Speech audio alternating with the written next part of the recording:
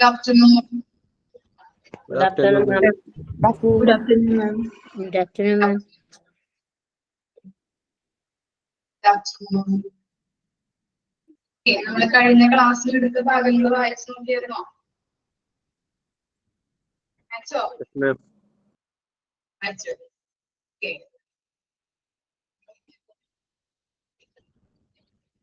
നമുക്ക് next portion start ചെയ്യാം. എടുക്കുന്ന ഭാഗങ്ങൾ നന്നായി തന്നെ വായിച്ചു നോക്കണം കേട്ടോ. ഈസിയാണ്, ഡിപ്ലോമ അല്ല, ഒരു ബുദ്ധിമുട്ടുണ്ട്. ചിലപ്പോ പറയുമ്പോ മിസ്സുമാരൊക്കെ പറയുമ്പോ ചിലപ്പോ നിങ്ങൾക്ക് എളുപ്പമായിട്ട് തോന്നും, പിന്നീട് വായിച്ചു നോക്കുമ്പോൾ ഇത്തിരി ബുദ്ധിമുട്ടുണ്ടാവും. അതുകൊണ്ടാണ് അന്നാമത് എടുക്കുന്ന ഭാഗങ്ങൾ അന്നാമത് തന്നെ വായിച്ചു നോക്കുക. ഓക്കെ, നമ്മള് കഴിഞ്ഞ ക്ലാസ്സിൽ ഡിസ്കസ് ചെയ്തത് എന്തായിരുന്നു? ഹോസ്പിറ്റൽ അല്ലെ, ഹോസ്പിറ്റലിന്റെ കൺസെപ്റ്റ് ആയിരുന്നു. ഹോസ്പിറ്റൽ എങ്ങനെ ഉണ്ടായി, ഹോസ്പിറ്റലിലെ കാര്യങ്ങൾ, ബെനിഫിഷ്യറി ആരാണ്, അതുപോലെ തന്നെ സർവീസ് എന്താണ്, സർവീസിന്റെ ക്വാളിറ്റീസ് എന്തൊക്കെയാണെന്നുള്ളതാണ് നമ്മള് കഴിഞ്ഞ ക്ലാസ്സിൽ ഡിസ്കസ് ചെയ്തത്. ഇനി നെക്സ്റ്റ് ടോപ്പിക് ആണ് ഇത്, ഡെവലപ്മെന്റ് ഓഫ് ഹോസ്പിറ്റൽ. ഹോസ്പിറ്റലിന്റെ ചരിത്രമാണ് ഇനി പഠിക്കാൻ പോകുന്നത്. ഓക്കെ, നമ്മള് ഡിപ്ലോമയിലൊക്കെ പഠിച്ചിട്ടുണ്ട്, അതിന്റെ ഒരു സെയിം ആയിട്ടുള്ള കാര്യങ്ങളാണ് ഇതിൽ വരുന്നത്. First chapter, fifth module, first chapter, basic concept of hospital. Page number ഒന്ന് പറഞ്ഞു കൊടുത്തോളൂ കേട്ടോ.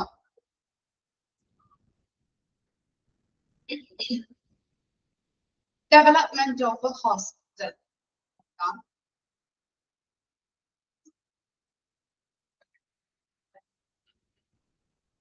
India, a country with a centuries-old tradition of medical science, first became familiar with the modern system of medicine in the 17th century.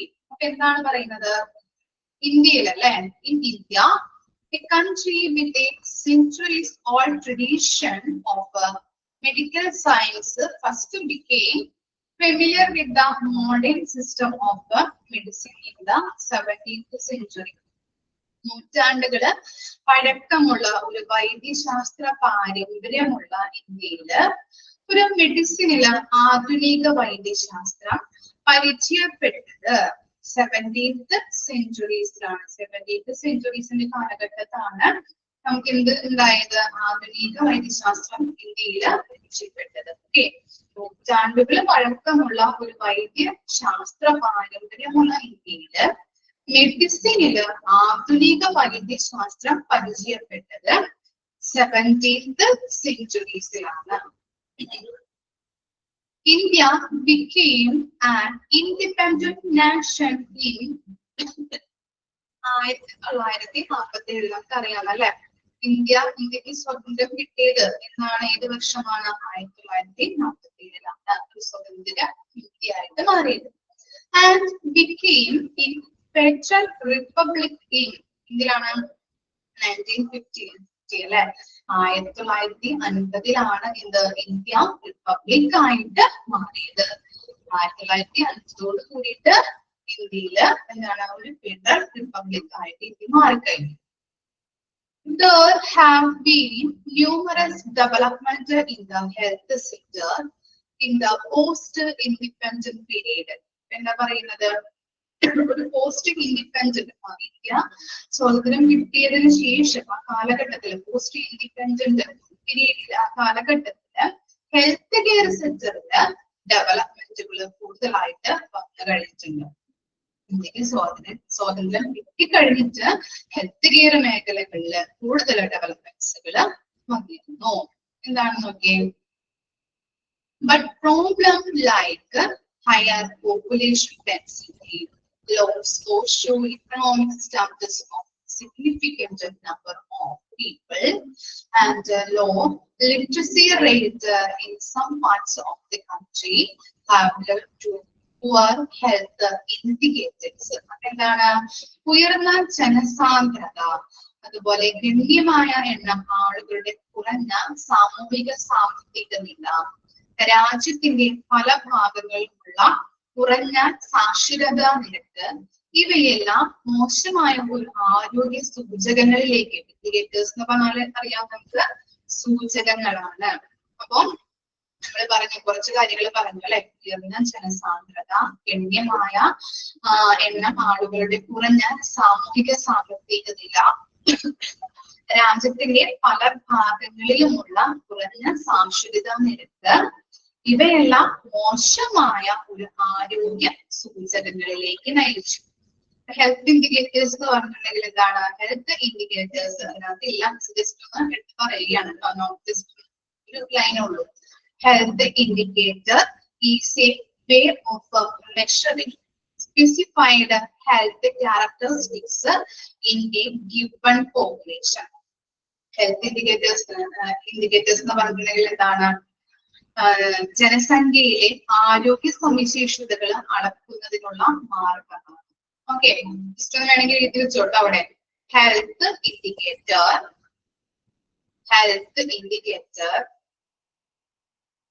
is a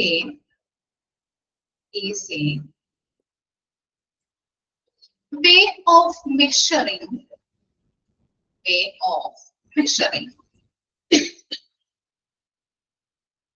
health indicator is a way of measuring specified health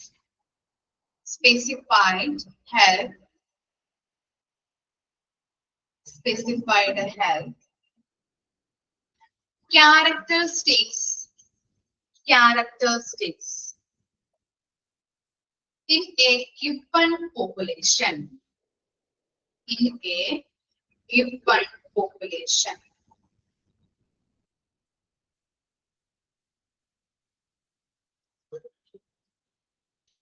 Okay, ഇവിടെ വായിക്കാം. Health indicator is a way of measuring specified health characteristics in given population. Health indicator എന്ന് പറഞ്ഞു കഴിഞ്ഞാല് ജനസംഖ്യയിലെ ആരോഗ്യ സവിശേഷതകൾ അളക്കുന്നതിനുള്ള മാർഗം, സൂചകങ്ങൾ കേട്ടോ. ഓക്കെ, അപ്പോ ആ പാരഗ്രാഫിൽ നമ്മൾ എന്തൊക്കെയാണ് പഠിച്ചത്? നൂറ്റാണ്ടുകൾ പഴക്കമുള്ള ഒരു വൈദ്യശാസ്ത്ര പാരമ്പര്യമുള്ള ഇന്ത്യ ഒരു മെഡിസിനില് ആധുനിക വൈദ്യശാസ്ത്രം പരിചയപ്പെട്ടത് 17th സെഞ്ചുറീസിലാണ്. അതുപോലെ തന്നെ നമ്മൾ പറഞ്ഞു ഈ ഇന്ത്യക്ക് സ്വാതന്ത്ര്യം ലഭിച്ചത് അല്ലെ, ഇൻഡിപെൻഡന്റ് നാഷൻ ആയിട്ട് മാറിയത് 1947ലാണ്. 1950 കൂടിയിട്ട് ഇന്ത്യ എന്താണ്? റിപ്പബ്ലിക് ആയിട്ട് മാറി അല്ലെ. ഇന്ത്യക്ക് എന്താണ്? ഒരു ഫെഡറൽ റിപ്പബ്ലിക് ആയിട്ട് മാറി. അതുപോലെ തന്നെ പറഞ്ഞത് എന്താണ്? പോസ്റ്റ് ഇൻഡിപെൻഡന്റ് കാലഘട്ടത്തില് ഹെൽത്ത് കെയർ സെക്ടറിൽ എന്താണ്? ഡെവലപ്മെന്റ്സുകൾ വന്നിട്ടുണ്ട്. ഇനി അതുപോലെ തന്നെ നമ്മൾ പറഞ്ഞു ലാസ്റ്റ് സെന്റൻസിൽ എന്താ പറഞ്ഞത്? ഉയർന്ന ജനസാന്ദ്രത, ഗണ്യമായ ആളുകളുടെ കുറഞ്ഞ സാമൂഹിക സാമ്പത്തിക നില, അതുപോലെ തന്നെ രാജ്യത്തിന്റെ പല വിഭാഗങ്ങളിലുമുള്ള കുറഞ്ഞ സാക്ഷരതാ നിരക്ക്, ഇവയെല്ലാം മോശമായ ഒരു ആരോഗ്യ സൂചകങ്ങളിലേക്ക് നയിച്ചു. Health indicator is a way of measuring specified health characteristics in a given population. Health indicator എന്ന് പറഞ്ഞാൽ എന്താണ്? ജനസംഖ്യയിലെ ആരോഗ്യ സവിശേഷതകൾ അളക്കുന്നതിനുള്ള മാർഗമാണ്. ഇത്രയും കാര്യങ്ങളാണ് നമ്മൾ ആ ഫസ്റ്റ് പാരഗ്രാഫിൽ പറഞ്ഞത്. വായിച്ചു നോക്കിയേ. ശരിയായതുകൊണ്ട് ഇത്തിരി മനസ്സിലാക്കി എടുക്കാനായിട്ട് ഇത്തിരി ബുദ്ധിമുട്ടുണ്ടാവും അല്ലെ. വായിച്ചു നോക്കാം കേട്ടോ. എന്നിട്ട് നമുക്ക് നെക്സ്റ്റ് പാരഗ്രാഫ് നോക്കാം. വായിച്ചു കഴിഞ്ഞാൽ തമ്മിൽ നോക്കാം.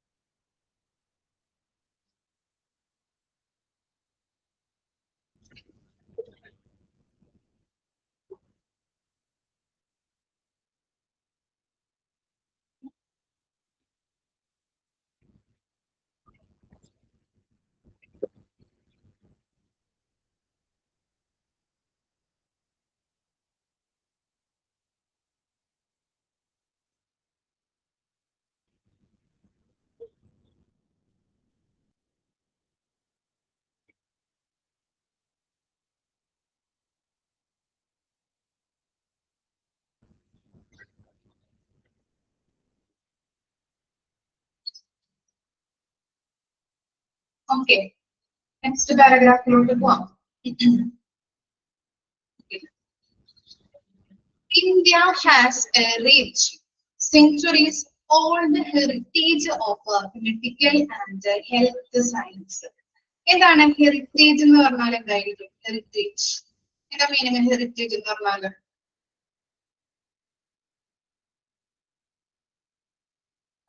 ഹെറിഡിറ്റി അല്ലെങ്കിൽ ഹെറിറ്റേജ് എന്നൊക്കെ നമ്മൾ പറയാറുണ്ട് അല്ലെ? എന്താണ്? പാരമ്പര്യം. Very good. പാരമ്പര്യം അല്ലെ? അപ്പൊ എന്താണ് ഈ മെഡിക്കൽ ആൻഡ് ഹെൽത്ത് സയൻസില് ഇന്ത്യക്ക് നൂറ്റാണ്ടുകൾ പഴക്കമുള്ള പാരമ്പര്യം ഉണ്ടെന്നാണ് പറയുന്നത്. മെഡിക്കൽ ആൻഡ് ഹെൽത്ത് സയൻസില് ഇന്ത്യക്ക് നൂറ്റാണ്ടുകൾ പഴക്കമുള്ള പാരമ്പര്യമുണ്ട്. The approach of the ancient Indian medical science system was one of the holistic treatment. Holistic എന്ന് പറഞ്ഞാല് ഒരു സമഗ്രമായ, ഓക്കെ, ഹോളിസ്റ്റിക് ട്രീറ്റ്മെന്റ് എന്ന് പറഞ്ഞാൽ ഒരു സമഗ്രമായ ചികിത്സാരീതി. സമഗ്രമായ ചികിത്സാരീതി. അപ്പൊ ഇവിടെ പറയുന്നത് ഇന്ത്യൻ മെഡിക്കൽ സിസ്റ്റം എന്നത് എന്താണ്? ഒരു ഹോളിസ്റ്റിക് ട്രീറ്റ്മെന്റ് ആണ് അല്ലെ? എന്താണ്? ഒരു സമഗ്രമായ ചികിത്സാ രീതിയായിരുന്നു. നമ്മൾ പറഞ്ഞു മെഡിക്കൽ ആൻഡ് ഹെൽത്ത് സയൻസിൽ ഇന്ത്യക്ക് പാരമ്പര്യമായിട്ടുള്ളൊരു എന്താണ്, ഇന്ത്യക്ക് നൂറ്റാണ്ടുകൾ പഴക്കമുള്ള ഒരു പാരമ്പര്യം ഉണ്ടായിരുന്നു. അതുപോലെ തന്നെ ഇന്ത്യൻ മെഡിക്കൽ സിസ്റ്റം എന്ന് പറയുമ്പോൾ ഇന്ത്യൻ മെഡിക്കൽ സിസ്റ്റം എന്നത് എന്താണ്? ഒരു സമഗ്രമായ ചികിത്സാ രീതിയായിരുന്നു. ഇനി നോക്കാം. The history of health care in India can be traced to Vedic times. 500 BCE. BCE എന്ന് പറഞ്ഞാൽ എന്താണ്? Before Common Era. Okay, Vedic times, in which a description of Danyaduri, the Hindu god of medicine, emerged. അപ്പൊ എന്താണ് ഇവിടെ പറയുന്നത്? ഇന്ത്യയിലെ ആരോഗ്യ സംരക്ഷണത്തിന്റെ ചരിത്രം വേദകാലങ്ങളിൽ നമുക്ക് കണ്ടെത്താനാകുന്നുണ്ട്. അതില് ഹൈന്ദവ വൈദ്യശാസ്ത്രത്തിന്റെ ദേവനായ ആരാണ്? എന്റെ പേര് ധന്വന്തരി. അണ്ടർലൈൻ ചെയ്തേ. ഓക്കെ, വേദകാലങ്ങളിൽ നമുക്ക് എന്താണ്? ഇന്ത്യയിലെ ആരോഗ്യ സംരക്ഷണത്തിന്റെ ചരിത്രം വേദകാലങ്ങളിൽ നമുക്ക് കണ്ടെത്താനാകുന്നുണ്ട്. അതില് ഹൈന്ദവ വൈദ്യശാസ്ത്രത്തിന്റെ ദേവനായ ധന്വന്തരി ധന്വന്തരിയുടെ ഒരു വിവരണം ഉയർന്നു വന്നിട്ടുണ്ട്. Okay, Hindu God of medicine ആണ് ധന്വന്തരി. അതും കൂടി അണ്ടർലൈൻ ചെയ്യാം കേട്ടോ. ധന്വന്തരി എന്നുള്ള ആ പേരും അണ്ടർലൈൻ ചെയ്യാം. ഹിന്ദു ഗോഡ് ഓഫ് മെഡിസിൻ എന്നുള്ളതും അണ്ടർലൈൻ ചെയ്യാം. Atharvaveda, one of the 4 Vedas, is considered to have progressed into Ayurveda, a traditional Indian form of holistic medicine. നമ്മൾ പറഞ്ഞു, നമ്മൾ പഠിച്ചിട്ടുണ്ടല്ലേ വേദങ്ങളെ കുറിച്ചിട്ട്? പഠിച്ചിട്ടുണ്ടോ? ഓർക്കുന്നുണ്ടോ? വേദങ്ങള് 4 വേദാസ് ഏതൊക്കെയായിരുന്നു? 4 വേദ ഉണ്ട്. ഏതൊക്കെയാണ് 4 വേദാസ് എന്ന് പറയുന്നത്?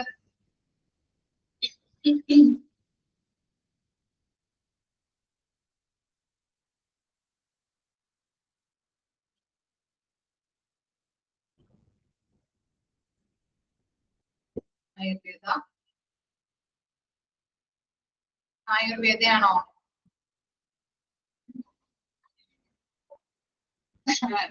പിന്നെന്തൊക്കെയാ? അഥർവവേദ, പിന്നെ യജുർവേദം, ഋഗ്വേദം, സാമവേദ അല്ലെ? അപ്പൊ എന്താണ്? വൈദ്യ സംസ്കാരത്തില് രചിക്കപ്പെട്ടിട്ടുള്ള സൂത്രങ്ങളാണ് വേദങ്ങൾ എന്ന് പറയുന്നത്. ഓക്കെ, വൈദ്യ സംസ്കാരത്തില് രചിക്കപ്പെട്ടിട്ടുള്ള, സംസ്കൃതത്തില് കേട്ടോ, വൈദ്യ സംസ്കൃതത്തിൽ രചിക്കപ്പെട്ടിട്ടുള്ള സൂക്തങ്ങളാണ് എന്ത്? വേദങ്ങൾ എന്ന് പറയുന്നത്. ഇതിൽ നമ്മൾ പറഞ്ഞു എന്താണ്? 4 വേദാസിന്റെ കാര്യം പറഞ്ഞല്ലേ? ഋഗ്വേദ, സാമവേദ, യജുർവേദ, അഥർവവേദ. അങ്ങനെ ഇത്തരത്തിലുള്ള 4 വേദങ്ങളാണ് നമ്മൾ പറഞ്ഞത്.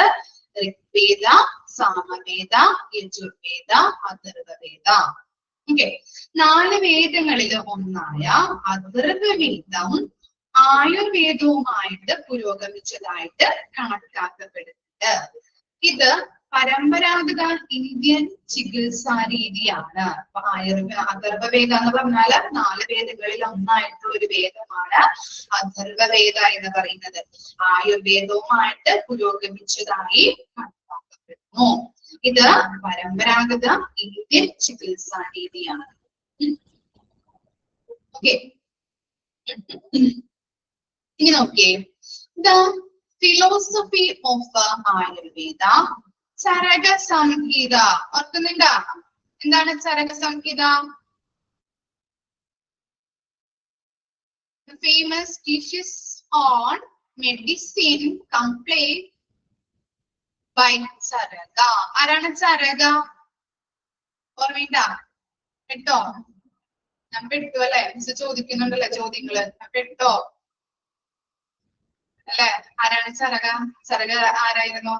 നമ്മള് ഹിസ്റ്ററി ഓഫ് ഹോസ്പിറ്റൽ ഓർക്കുന്നുണ്ടോ? അതിനകത്ത് നമ്മൾ പഠിച്ചിട്ടുണ്ടല്ലേ ചരക. ആരെങ്കിലും പേജ് ഇങ്ങനെ മറിച്ചു നോക്കണ്ട. ഫാദർ ഓഫ് ആയുർവേദയാണ് ആര്? ചരക അല്ലെ? അദ്ദേഹം രചിച്ചിട്ടുള്ള പ്രബന്ധത്തിന്റെ പേരാണ് എന്ത്? ചരക സംഹിത എന്ന് പറയുന്നത്. ഫാദർ ഓഫ് ആയുർവേദയാണ്. ഇനി എന്താണ്? And the surgical skills pronounced by Sushruta, father of Indian surgery ആണോ? ഫാദർ ഓഫ് ഇന്ത്യൻ സർജറി അല്ലെ? ഫാദർ ഓഫ് സർജറി നമ്മൾ പഠിച്ചിട്ടുണ്ടല്ലേ? ആരാണ്? സുശ്രുത. സുശ്രുതയുടെ രചിച്ച പ്രബന്ധത്തിന്റെ പേരെന്താണ്? പ്രബന്ധത്തിന്റെ പേര് നമ്മൾ പഠിച്ചിട്ടുണ്ടല്ലോ.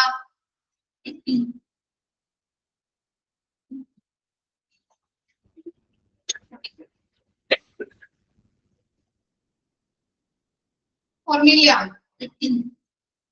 എന്താണ് അദ്ദേഹത്തിന്റെ പ്രബന്ധത്തിൽ? സുശ്രുത സംഹിത. Very good.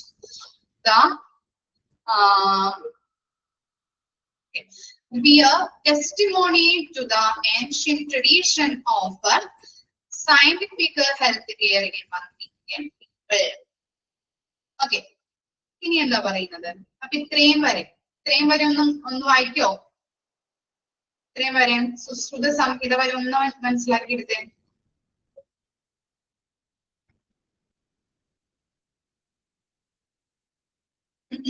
ഇനി ഒരു സെന്റൻസ് കൂടി ഉണ്ട് കേട്ടോ. ഒരു സെന്റൻസ് കൂടി മിസ് പറയാം. Historically the most outstanding hospital in India were those built by King Ashoka. King അശോകയുടെ കാലഘട്ടം അല്ലെ? പഠിച്ചിട്ടുണ്ടോ നമ്മള്? ഹോസ്പിറ്റൽ ബിൽഡപ്പ് ചെയ്തത് അല്ലെ? ആർക്ക് വേണ്ടിയിട്ടായിരുന്നു ഹോസ്പിറ്റൽ ബിൽഡപ്പ് ചെയ്തത്? ഹിസ്റ്ററി ഒന്ന് നോക്കിയേ. ഹോസ്പിറ്റലിന്റെ ഹിസ്റ്ററിയിൽ പഠിച്ചിട്ടുണ്ട് നമ്മള്.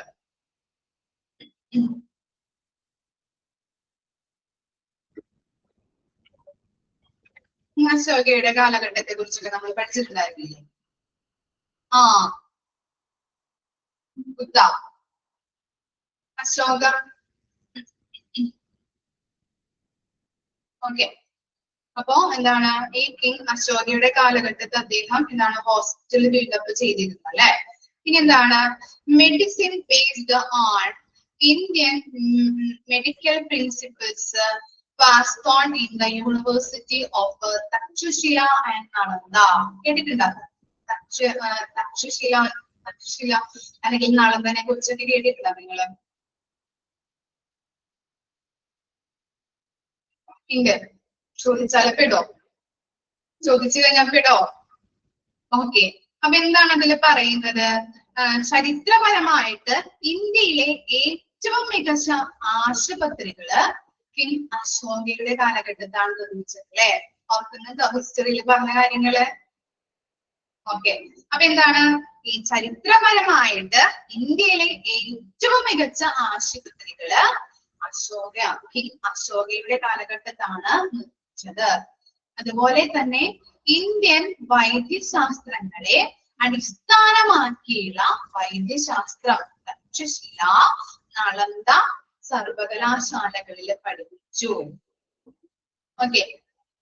പാകിസ്ഥാനിലെ പഞ്ചാബ് പ്രവിശ്യയിലാണ് തക്ഷശില സ്ഥിതി ചെയ്യുന്നത്. ജസ്റ്റ് ഒരു എക്സ്ട്രാ പറയുന്നതാണ് കേട്ടോ. ജസ്റ്റ് ഒന്ന് കേട്ടിരുന്ന. പാകിസ്ഥാനിലെ പഞ്ചാബ് പ്രവിശ്യയിലാണ് തക്ഷശില സ്ഥിതി ചെയ്യുന്നത്.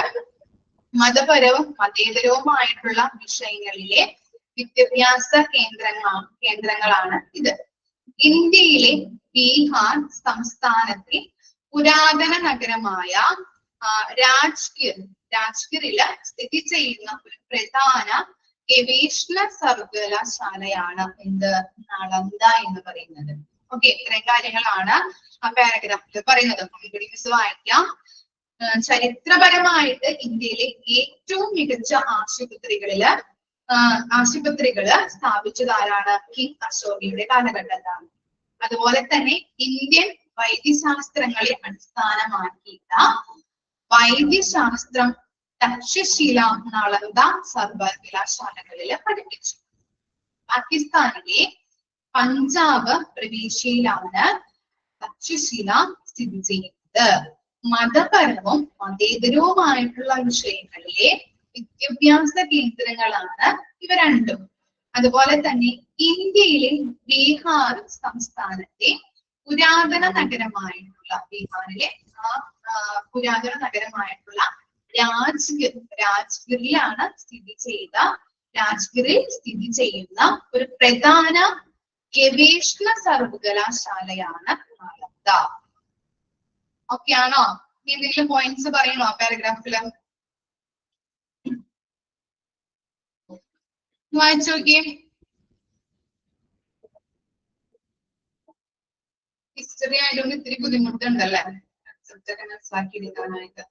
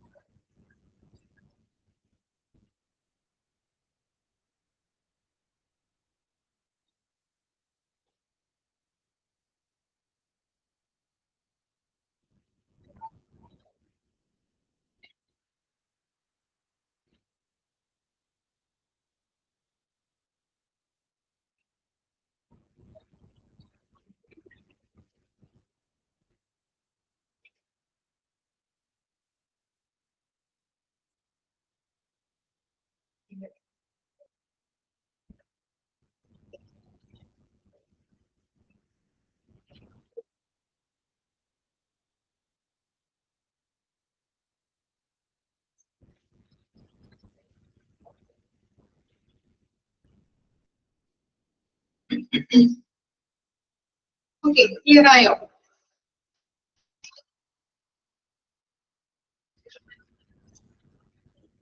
Okay,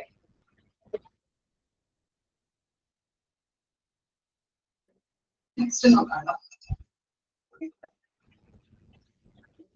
Ayurveda applies the Tridosha theory of disease. എന്താണ് ത്രിദോഷ തിയറി? ആയുർവേദം നമ്മൾ പഠിച്ചല്ലേ, കുറച്ച് കാര്യങ്ങളൊക്കെ ഹെൽത്ത് കെയർ സിസ്റ്റത്തിൽ ആയുർവേദ, യുനാനി, സിദ്ധ സിസ്റ്റത്തെ പഠിച്ചത് ഓർക്കുന്നുണ്ടാവും. എന്താണ് ആയുർവേദയിൽ പറയുന്നത്? ത്രിദോഷ തിയറി ഓർക്കുന്നുണ്ടോ? പഞ്ചമഹാഭൂതാസ് നമ്മൾ പഠിച്ചിട്ടുണ്ട്, ത്രിദോഷങ്ങൾ അല്ലെ. ആയുർവേദം നമ്മുടെ നാട്ടിലോട്ട് വന്നിട്ട് 5000 വർഷങ്ങൾക്ക് മേലെയായി പറഞ്ഞത് ഓർക്കുന്നുണ്ടോ? ആ ഓക്കെ, വാത പിത്ത കഫ അല്ലെ.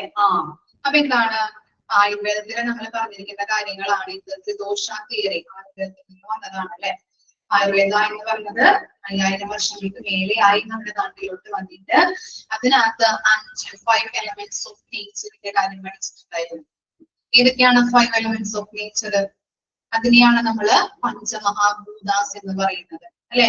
പ്രപഞ്ചത്തിലെ ഒരു കണിക പോലും ഉണ്ടാക്കിയിട്ടുള്ളത് 5 elements കൊണ്ടാണ്. ആകാശം, വായു, ഭൂമി, ജലം, അഗ്നി. അതിനെയാണ് പഞ്ചമഹാഭൂതാസ് എന്ന് പറയുന്നത്. ഈ പഞ്ചമഹാഭൂതാസ് നമ്മുടെ ഹ്യൂമൻ ബോഡിയിൽ നിലനിൽക്കുന്നത് 3 ഫോംസിലാണ് അല്ലെ. അതാണ് എന്ത്? വാത, പിത്ത, കഫ. അതിനെ കോമൺ ആയിട്ട് പറയുന്ന പേരാണ് എന്ത്? ത്രിദോഷ തിയറി അല്ലെ, ത്രിദോഷങ്ങൾ. ഓക്കെ, ഓർക്കുന്നില്ല? Okay, Tridosha defines 3 dosha or biological elements which are connected to a patient's health. Vata, Pitta, Kapha. അല്ലെ, നമ്മൾ പറഞ്ഞിരിക്കുന്ന കാര്യങ്ങളാണ് അല്ലെ. വാത, പിത്ത, കഫ.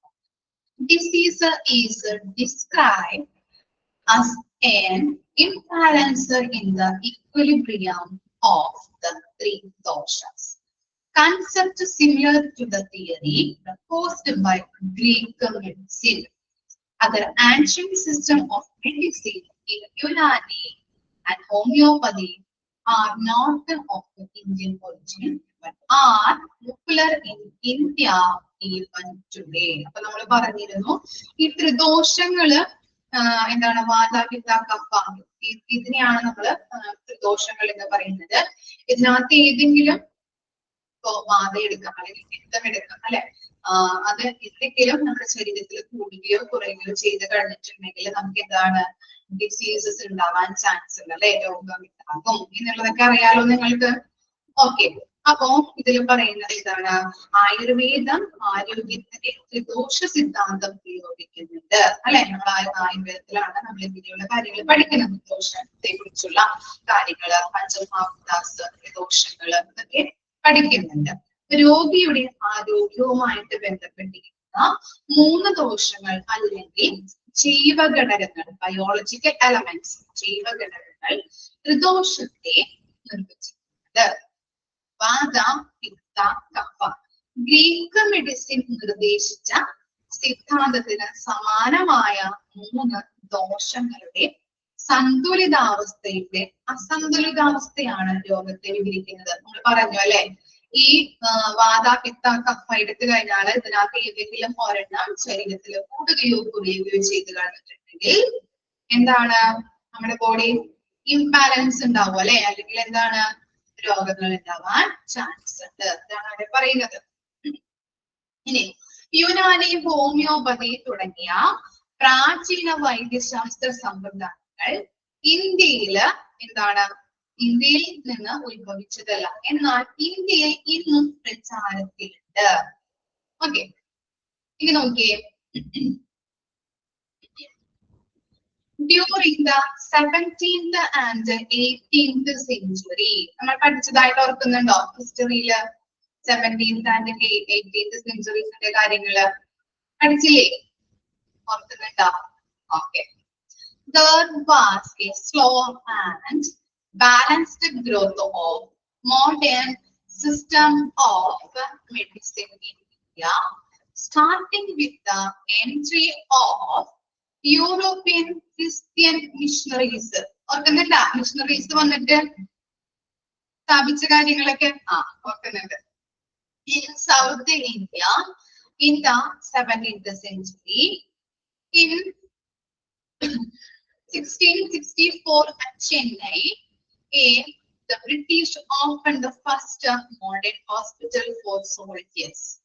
And in 1668, another for the civilian population. Organized medical training began with the introduction of the first medical college in Calcutta in 1835, followed by the schools in Mumbai in 1845 and one in Chennai in 1850. പഠിച്ച കാര്യങ്ങളാണ് ഇതിൽ പറയുന്നത്. Okay, 17-18 നൂറ്റാണ്ടുകളില് ഇന്ത്യയില് ആധുനിക വൈദ്യശാസ്ത്രത്തിന്റെ സംവിധാനവും സന്തുലിതവുമായിട്ടുള്ള വളർച്ച ഉണ്ടായിട്ടുണ്ട്. 1664 ചെന്നൈയില് ബ്രിട്ടീഷുകാർ സൈനികർക്ക് വേണ്ടിയിട്ട് ആദ്യത്തെ മോഡേൺ ഹോസ്പിറ്റലും 1688 സാധാരണ പൗരന്മാർക്കും മറ്റൊരു ഹോസ്പിറ്റലും തുറന്നു ഉണ്ടാക്കി. ഇനി എന്താണ് 1835 കൽക്കട്ടയില് ആദ്യത്തെ മെഡിക്കൽ കോളേജും 1845 മുംബൈയിലും 1850 ചെന്നൈയിലും മെഡിക്കൽ കോളേജ് ആരംഭിച്ചതോടെയാണ് സംഘടിത മെഡിക്കൽ പരിശീലനം ആരംഭിച്ചത്.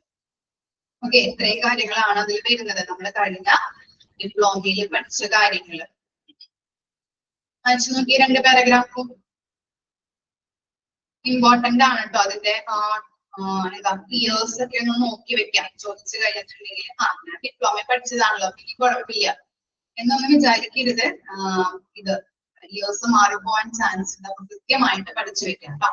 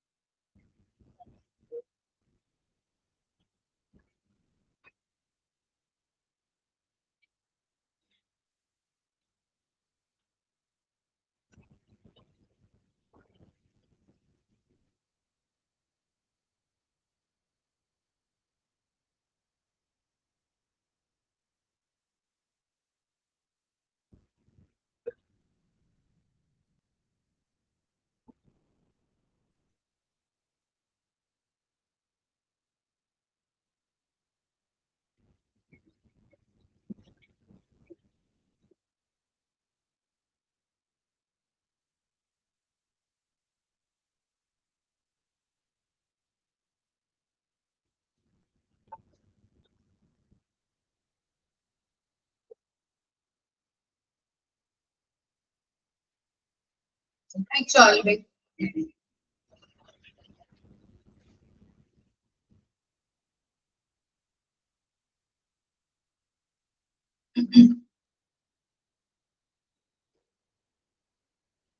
The next health scenario. Okay. Over the past decade, healthcare service available in India have risen significantly. The doctor to population ratio, ratios, okay. Doctor to population ratios in India is 1:2148.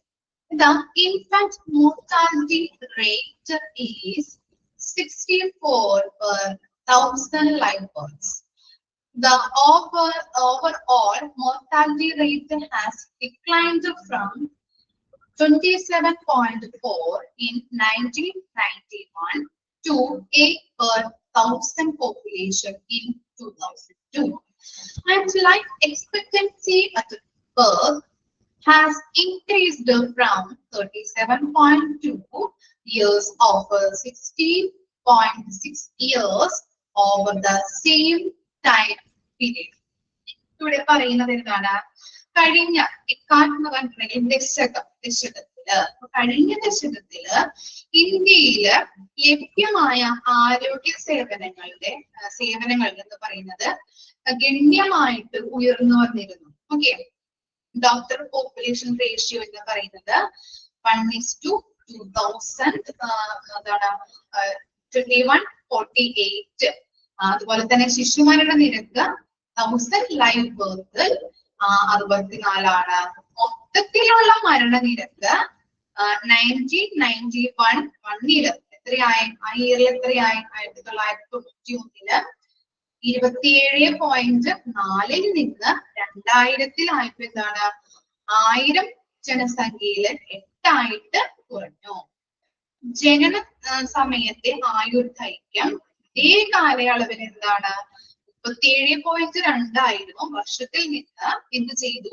60.6 വർഷമായിട്ട് വർദ്ധിച്ചു. Okay, ഇത്രയും കാര്യങ്ങളാണ് അതിൽ പറയുന്നത്.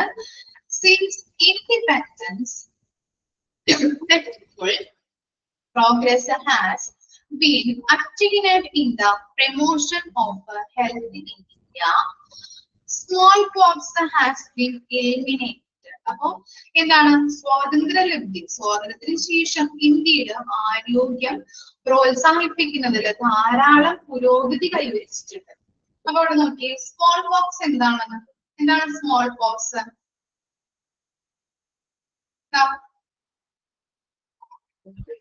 Small pox എന്ന് പറഞ്ഞു കഴിഞ്ഞാല് chicken pox, വസൂരി, അതൊക്കെ എലിമിനേറ്റ് ചെയ്തു അല്ലെ.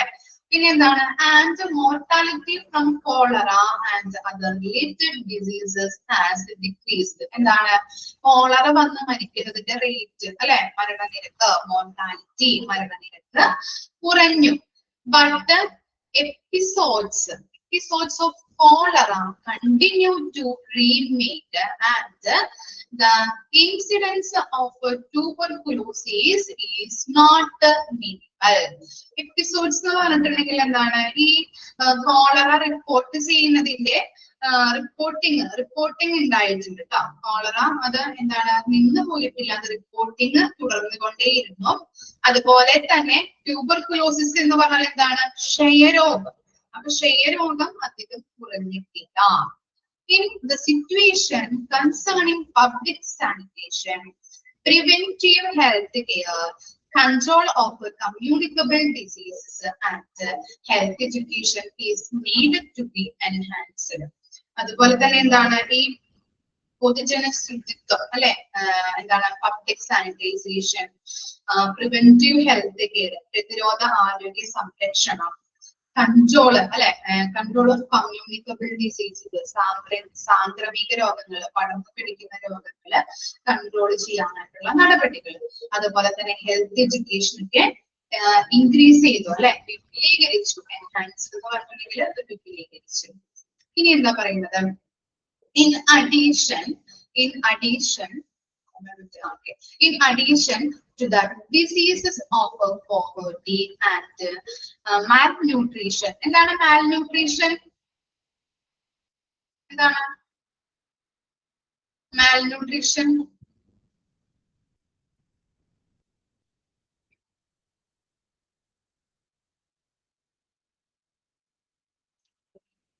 എന്തായിരിക്കാം malnutrition?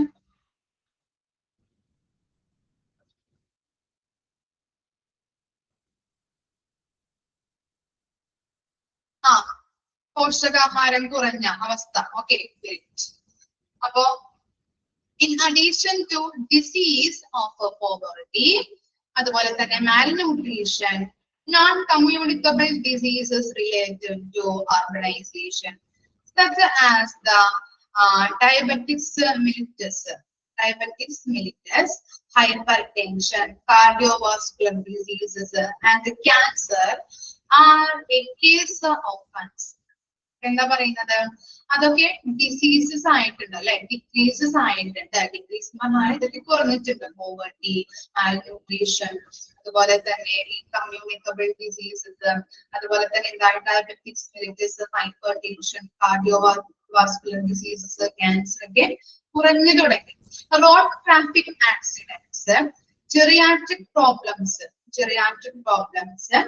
and complications of autoimmune deficiency syndrome, AIDS, underline ചെയ്യാം, are also on the rise. അതെന്തായി?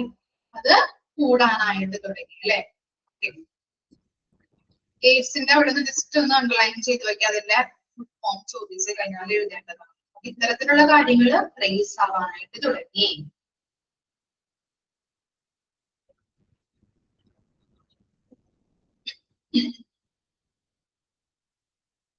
So hospital, dispensaries, public health centers, and other medical facilities are present. They are not enough to sustain the growing needs of India's significant population. Rural access to quality medical services has to refine.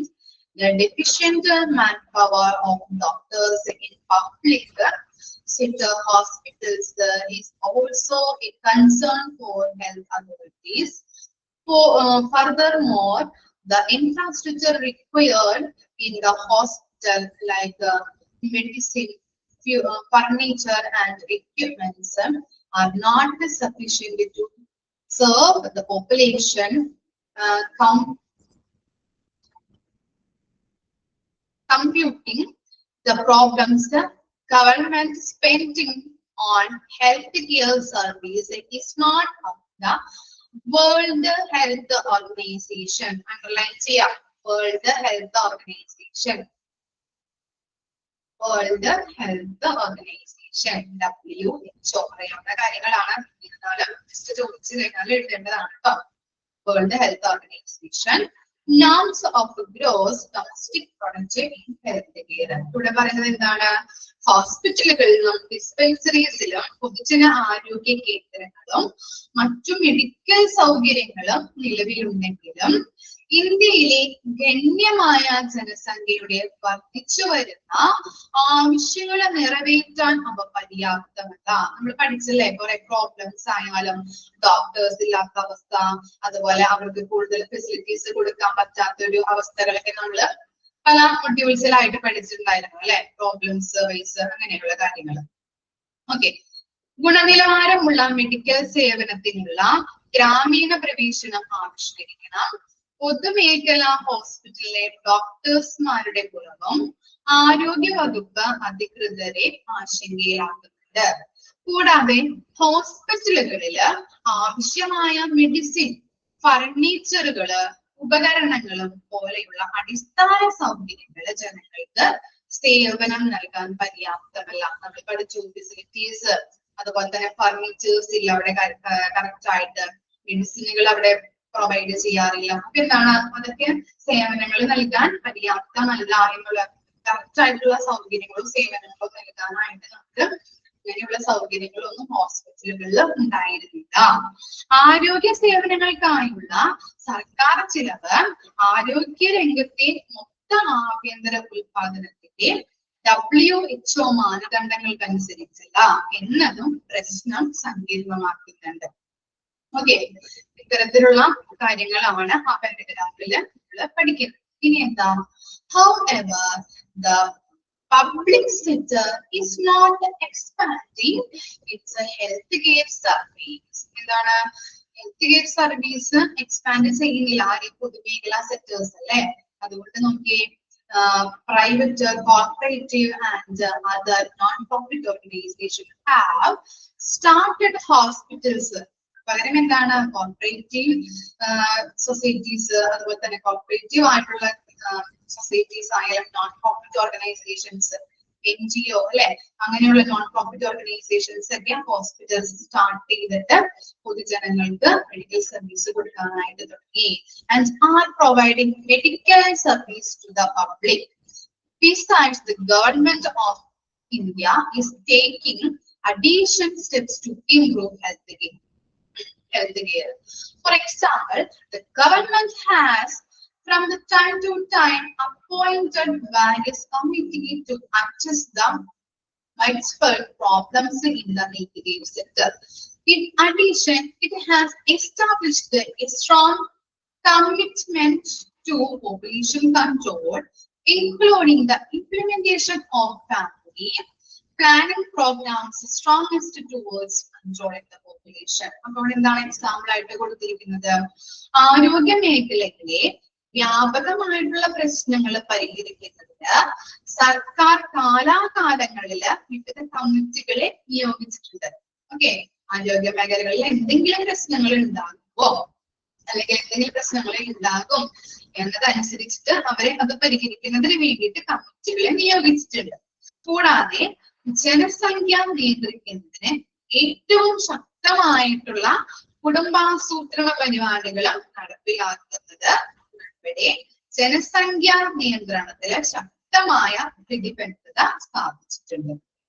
Okay, അപ്പൊ എന്താണ് നമ്മുടെ hospital, നമ്മുടെ ജില്ലയിൽ അല്ലെങ്കിൽ നമ്മുടെ ഇപ്പൊ ജില്ലകളിലെ ഹോസ്പിറ്റലുകളിലെ പണ്ടുകാലങ്ങളിലൊക്കെ ഹോസ്പിറ്റലുകൾ ഉണ്ടായിരുന്നു. പക്ഷെ അവർക്ക് നല്ല രീതിയിൽ കൊടുക്കാനായിട്ടുള്ള ഫെസിലിറ്റീസോ കാര്യങ്ങളോ ഹോസ്പിറ്റലിൽ ഉണ്ടായിരുന്നില്ല. ചികിത്സകൾ പൊതുജനങ്ങൾക്ക് കൊടുക്കാനായിട്ടുള്ള സാഹചര്യങ്ങളോ ഫർണിച്ചേഴ്സോ ഫെസിലിറ്റീസോ ഡോക്ടേഴ്സോ ഉണ്ടായിരുന്നില്ല എന്നതാണ് ഇപ്പൊ പറയുന്നത്. ക്ലിയർ ആയോ?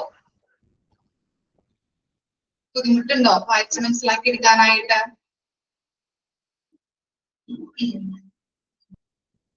ഇത്രയും വരെ ഇന്ന് എടുക്കുന്നോളൂട്ടോ miss. Okay,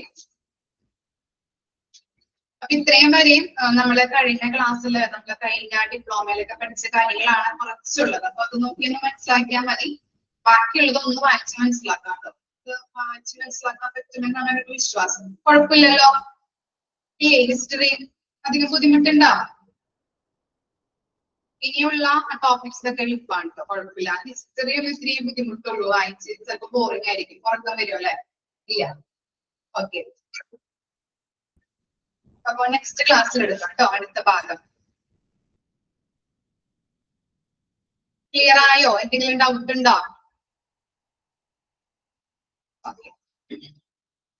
okay, thank you.